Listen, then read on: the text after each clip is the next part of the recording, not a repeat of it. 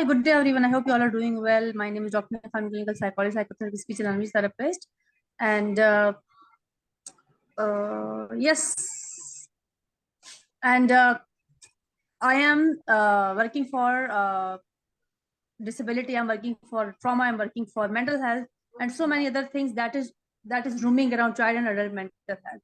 So today, the discussion that we are doing is also about some recent cases that we have been following, and me and Kulad is doing the collective effort for raising our voice from the international community and supporting the case Justice for Fatima. And I'm very glad that Kulat helped me out in that, and also my other friends and community and the people that I'm working with also support the cause, and somehow the case is moving forward. Even it will take some time, but I think that people start talking about that. Thank you so much, Kulat, for joining us today again, and I hope that we can make difference in other lives too. So, how are you and how was your day? Very hot today over here. So I've had to go shopping today in this heat, so I'm not very happy about that. But yeah, I'm doing good. It was my birthday yesterday. I spent it with family and friends, and it Yeah. was nice. It was nice and chilled and relaxed, and I was happy with that. Okay. So, if you look toward the videos that we have made for Fatima, they have maximum views. I will show you a screenshot with you, and I am glad that people are understanding the fact that it's not about one child. We are trying to raise awareness for other children also. And like before recording this episode, I was talking about you that the whole village is now talking about that. There are so many girls who reported that that was something happening with that. The same thing happened with them. The same kind of abuse happened with them. They were beaten brutally and beaten brutally, and they were starved also, and they were the situation was complex because they helped some children, play with children, but they were beaten by the woman, the wife of that person, who is still missing. So even then, if people start talking about it, and the mother of the girl is saying that I'm not going to hold back, I would like to request, or I would like to have justice for my daughter. And whatever it is, from even I think every voice matter. And I would also like to share with you that tomorrow I'm also going to hold a discussion with the person with disability community in Pakistan, and they will also report their protest through virtual meeting. And in a lot of places, person with disability are left out, and people don't hear their opinion, or they don't have a lot of forums.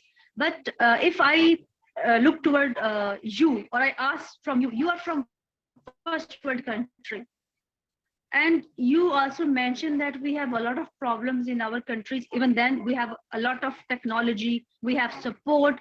If a case like that happen in your country, what and how people would respond, and how the institution would respond to that, and how the government will respond to that, because that is very important to know. Firstly, I think the government would stay out of it as long as our police did their job. I don't think we'd have to resort to protest because this was a murder of an innocent little girl, by adults, whoever that may have been. So it wouldn't have got to that point. The only time we'd have protests is if we don't agree with sentencing, or if any other things come to light about the case, you know. So over here we're quite, where our judicial system is concerned, I'm not going to say that we're bang on point because we're not, but you know, if something like that was to happen, then that child would have had a proper autopsy, a proper toxicology before she was even put into the ground. So, um, yeah, our country would react so differently because we would, um, we would react differently because we will respond differently, if you know what I'm saying. Um, but I mean, as we say, we talk about your country and we talk about where I'm from. I'm from the UK, you're from Pakistan, and you'd think that there'd be a huge gap between what goes on in your country and then what goes on in mine, when really, when we talk about it, there isn't a gap, especially when it comes to child abuse and childhood trauma. It doesn't happen it doesn't matter how rich your country is, it still happens, rich or poor, medium, it doesn't matter, it happens, and it's happening on a worldwide scale now, to the point where it's getting absolutely horrendous and ridiculous that there are so many children dying, and that we have to do podcasts and Instagram Live and YouTube Live in order to get a message across that, what's it going to take to protect our children? What do we have to do to protect our children? That's so yeah. There is a bit of a difference there, but yeah, I think if our police had responded the way your police had, then we would have had riots. It'd have been we wouldn't have had a peaceful protest like you had arranged, Anila. You arranged an amazing protest on behalf of this little girl and her family, and I'm so proud of you for doing that. Us over here, we're a bit more oh, we like to go out and riot and destroy things, so that'd probably be what would happen over here. But at the moment, when it comes to child deaths, our police, I'm hoping, aren't so corrupt. So we can say that, like, remember one of our Twitter space, one of participant told us that it is not allowed in many cultures to talk about child abuse. So I think she was very right about whatever she said over there, because um, they justify that. They justify the child labor, even bonded labor. We call it bonded labor because the girl Fatma was in the bonded labor situation. Basically, in that village, there were a lot of people have been uh, in wrong cases, wrong acquisition of maybe, and they have charge of killing somebody. So they might have different kind of felony on them, and those girls go to that places so that uh, they can, maybe they might work there, or they might, the authority or the people in the power somehow help the parents, because they were accused of wrong for the wrong reason, not for the right reason. So that's why they were there. And she was there to play with the children, and when she came, her body was have bruises, and her hand was broken also. One of her hand was broken. And one girl report that there was another girl of the village. She told that I just run away from that village, and nobody was listening to me, that what was happening over there. I run away from that building. And there was other girl also who also told.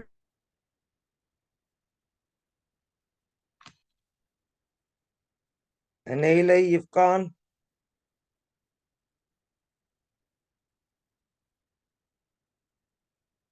Sorry, everybody. As we know, Anelia is in Arranged. Islamabad, Pakistan, so she will go off now and again. She will come back. There she is. She's back. Yes, I am back. Okay. So I'm just saying that maybe we cannot take law in our hands, but the talk that we do, the protest that we are trying to do, the cause that we are trying to support is somehow generating a wave of awareness, and that is our main cause of doing those discussion. And I would like to people to know that these are problems are everywhere, in first world country, in second world country, and third world country, and people and children, boys and girls, are affected in every way. So we are trying to raise awareness. We are trying to work on an app which could help other people also. So that was the main, you could say that today we just want to do a brief discussion on that. Either if that would happen in your country, what would be the response of the police? So you said that there might you don't think so that there would be much difference, that police would respond that way, and in first and foremost they would like to hide that thing, and they would like not to people know Anila, what you has happened, keep what had breaking up. happened, and that is a very sad story. That I think we have some kind of internet issue, but with this, I would like to say thank you to you, Colette, by showing up today. And even we have a very small window of discussion, but we did this. So see you in the next discussion, and stay tuned, and please support our app, which we are trying to make for childhood abuse, and everybody can take benefit from that. So thank you so much. Next.